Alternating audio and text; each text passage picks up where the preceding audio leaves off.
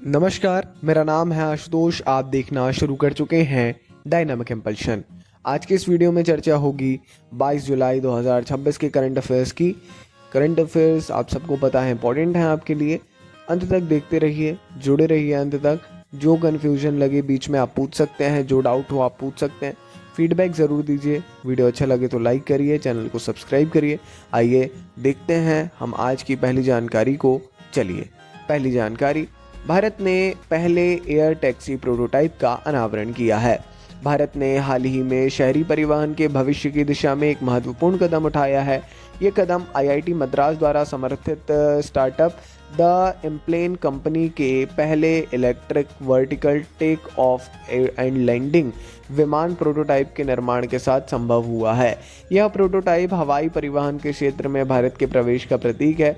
यह विश्व में तेजी से विकसित हो रहा क्षेत्र है, जिससे निकट भविष्य में यात्रा के तरीकों में महत्वपूर्ण परिवर्तन आने की उम्मीद है। Electric air taxi, air taxi ये नाम आपने सुना होगा। इलेक्ट्रिक एयर टैक्सी सेवाओं, ये इलेक्ट्रिक बात हो रही है, सेवाओं की मदद से यातायात जाम और यात्रा समय में कमी आएगी। मतलब अब देखिए ना, भविष्य की बात कितना कैजुअली की जा रही है, नहीं? एक सोचने वाली बात है। खैर, बड़े समय से इसमें काम चल रहा है। कंपनी पहले एयर एम्बुलेंस सेवाओं पर ध्यान केंद्रित करेगी और उसके बाद यात्री परिवहन में विस्तार करेगी, जिसकी योजना 2028 तक वाणिज्यिक परिचालन शुरू करने की है। कई राज्य हैं एयर एम्बुलेंस सेवाएं शुरू हैं। मध्य प्रदेश उनमें से एक है, आपको पता होगा, बड़े लेवल पे किया गया था पिछले साल। तो एक ज़रूरी जानकारी है ये भाई। भारत में पूरे अब सेंट्रल हो रहा है, तो बड़ी बात है। आगे बढ़ते हैं। टाकेडा की क्यूडेंगना भारत की पहली स्वीकृत डेंगू वैक्सीन बन गई है। बड़ी बात है ये भी। भारत ने डेंगू के अपने पहले टीके के इस्तेमाल को मंजूरी दे दी है। जो देश में मच्छरों से फैलने वाली सबसे आम बीमारियों में से एक डेंगू के खिलाफ लड़ाई में एक महत्वपूर्ण मोड़ है। Drug controller general of India, जो हर एक वैक्सीन मेडिसिन को मंजूरी देती है, स्वीकृति देती है, उसकी रेगुलेटरी अथॉरिटी है, टाकेडा बायोफार्मास्यूटिकल्स द्वारा विकसित है ये इनकी एक वैक्सीन, जिसका नाम है क्यूडेंगा। इसको मंजूरी दी गई है, जो डेंगू वायरस के चारों प्रकारों से लोगों की रक्षा कर सकती है। इस मंजूरी के बाद क्यूडेंगा वैक्सीन जो है ये 4 से 60 वर्ष की आयु के लोगों को दी जा सकती है, चाहे वे पहले से ही डेंगू वायरस के नए स्ट्रेन से संक्रमित हों या नहीं। कुछ पुरानी डेंगू वैक्सीनों के विपरीत क्यूडेंगा के टीकाकरण से पहले किसी भी प्रकार की स्क्रीनिंग की आवश्यकता नहीं है, जिससे ये एक बड़ी आसान प्रक्रिया मानी जा रही है ना। तो अभी हाल ही में मंजूरी दी गई है, जाहिर तौर पर टेस्टिंग वगैरह सब हो चुकी है, फाइनलाइज हो चुका है। बहुत जल्दी हमको, अब बहुत जल्दी तो नहीं, फिर भी हाँ, बाज़ारों में देखने को हमको मिल जाएगा। तो देखते हैं कैसा क्या इसमें रहता है, और कहीं ना कहीं हम इस क्षेत्र में भी अब राष्ट्र आगे बढ़ रहा है। आगे बढ़ते हुए, भारत का पहला भाषा संग्रहालय शब्द लोक लॉन्च हुआ है। भारत की समृद्ध भाषाई विरासत को संरक्षित करने के लिए शब्द लोक का अनावरण अत्यंत महत्वपूर्ण है, क्योंकि ये देश का पहला भाषा संग्रहालय है जो भाषा सीखने और अनूठा अनुभव प्रदान करता है। इस संग्रहालय का उद्घाटन केंद्रीय गृह मंत्री अमित शाह ने कोलकाता के राष्ट्रीय पुस्तकालय में किया। उन्होंने कहा कि शब्दलोक एक अत्याधुनिक भाषा संग्रहालय है, जो लोग एआई संवर्धित वास्तविकता, एआर है ना, और आभासी वास्तविकता वीआर है ना, एआई, एआर, वीआर, अन्य प्रदर्शन तकनीकों का उपयोग करके भारतीय भाषाओं के इतिहास के बारे में जान सकते हैं। इस संग्रहालय का एक और अद्भुत पहलू है कि ये भारत की बहुभाषी विरासत को उजागर करते हुए प्रौद्योगिकी एवं संस्कृति को एक साथ लाते हुए भाषा सीखने को और आसान और मनोरंजक बनाने में भी सहायक होगा।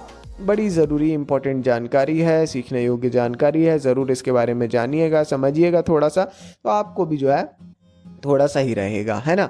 तो भारत का ये पहला भाषा संग्रहालय है शब्दलोक। तो आप भी इसमें जा सकते हैं, है ना। अभी तो खैर नहीं है ऐसा कुछ, ये ऑनलाइन बहुत ज़्यादा डिजिटली अवेलेबल, मैंने चेक किया था, मगर देखते हैं कुछ समय में। आगे बढ़ते हुए अगली जानकारी।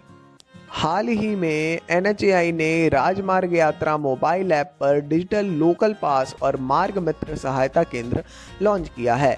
भारतीय राष्ट्रीय राजमार्ग प्राधिकरण एनएचएआई, इन्होंने राजमार्ग यात्रा मोबाइल ऐप पर, इनका जो ऐप था उस पर डिजिटल लोकल पास और मार्ग मित्र सहायता केंद्र, ऐसी 2 नई पहलें लॉन्च कर दी हैं जो अपने डिजिटल सेवाओं को इन्होंने और बेहतर बनाया। इससे 20 जुलाई को घोषित ये पहले भारत सरकार के डिजिटल इंडिया लक्ष्य के अनुरूप हैं और राजमार्ग यात्रा को आसान और अधिक कुशल बनाने में सहायक होंगी।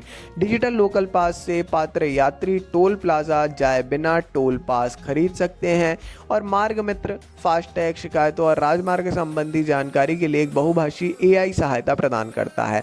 ग्रीवेंस रिट्रेसल है AI बेस्ड, तो बहुत सारे आजकल मिनिस्ट्रीज लॉन्च कर रही हैं इसको लगातार। AI based chat box, AI based grievance redressal, है ना। इन सुविधाओं से पूरे भारत में राष्ट्रीय राजमार्गों के उपयोगकर्ताओं के यात्रा अनुभव में सुधार होने की उम्मीद है। बड़ी ज़रूरी इंपॉर्टेंट जानकारी है, इसके बारे में थोड़ा सा आप लोग पढ़ेंगे तो अच्छा होगा। मैं बता रहा हूँ एज ए सिटीज़न भी आपको ये फ़ायदा देगा, मदद करेगा कहीं ना कहीं, तो इसके बारे में थोड़ा आपको मेरे अनुसार तो पढ़ लेना चाहिए। NHAI के बारे में भी ज़रूर पढ़िए, ठीक है।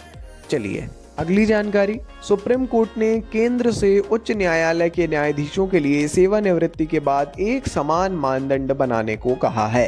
सर्वोच्च न्यायालय ने केंद्र सरकार को 2 सप्ताह के भीतर एक समिति गठित करने का निर्देश दिया है जो भारत में सेवानिवृत्त मुख्य न्यायाधीशों और उच्च न्यायालय के न्यायाधीशों के लिए एक समान सेवानिवृत्ति लाभ योजना की सिफारिश करे।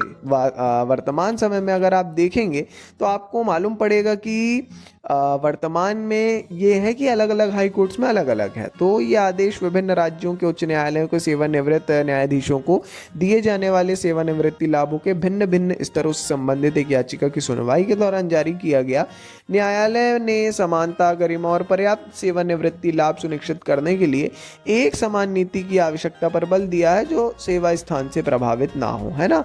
कोई MP हाई कोर्ट से अगर जबलपुर हाई कोर्ट से जा रहा है तो या गुवाहाटी हाई कोर्ट से जा रहा है तो ये ऐसा नहीं होना चाहिए। ऐसा कोर्ट का कहना है भाई सभी को सेम लाभ मिले, जो भी वहाँ से जजेस जा रहे हैं उनको एक समान लाभ की स्थिति लाए। ऐसा केंद्र सरकार को निर्देशित किया गया है कि भाई आप एक समिति का गठन करिए और अपना निर्णय लीजिए, इसमें एक समान बनाइए। आगे बढ़ते हैं।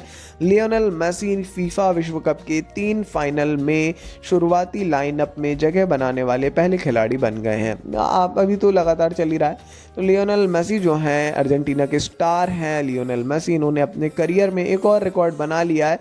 वे फीफा विश्व कप के 3 अलग अलग फाइनल मैचों में खेलने वाले, है ना, और शुरुआती लाइनअप में जगह बनाने वाले पहले खिलाड़ी फुटबॉल खिलाड़ी बन गए हैं। ये उपलब्धि उन्होंने 2026 फीफा विश्व कप के फाइनल में हासिल की, जहां अर्जेंटीना ने न्यू जर्सी के मेट लाइफ स्टेडियम में स्पेन के खिलाफ मैच खेला था। हालांकि अतिरिक्त समय तक चले इस मैच में अर्जेंटीना 1-0 से हार गया, है ना। उनकी टीम हार गई, मगर फिर भी एक बड़ा खिताब उन्होंने जीता कि वे विश्व कप के 3 अलग अलग फाइनल मैचों में खेलने वाले सबसे उम्र दराज फील्डर भी बन गए हैं। इसी के साथ उनकी एज है अभी करंटली 39 ईयर्स और उन्होंने एक बहुत बड़ी उपलब्धि वैसे भी हासिल कर ली है। तो 2-2, 3-3 वैसे तो ढेर सारी उपलब्धियां हैं खैर उनके नाम में, इसी में फुटबॉल में ही। तो आप सभी लोग पर्याप्त वाकिफ़ हैं इनकी उपलब्धियों से, अलग अलग प्रकार की उपलब्धियां हैं। अब लियोनेल मेसी लगातार करंट अफेयर्स में बने हुए हैं, तो ज़रूर उनके बारे में और पढ़ना चाहिए। खैर ये थी आज के इस वीडियो की अंतिम जानकारी। पर मिलते हैं कल सुबह 6 बजे ऐसी ढेर सारी जानकारी के साथ। सपोर्ट अपना बनाए रखिए, कोई कन्फ्यूजन हो तो पूछिए, वीडियो अच्छा लगा हो तो लाइक करिए, अपना फीडबैक ज़रूर दीजिए, चैनल पर नए है तो सब्सक्राइब करिए। मिलेंगे कल। नमस्कार जी, डायनामिक इंपल्शन।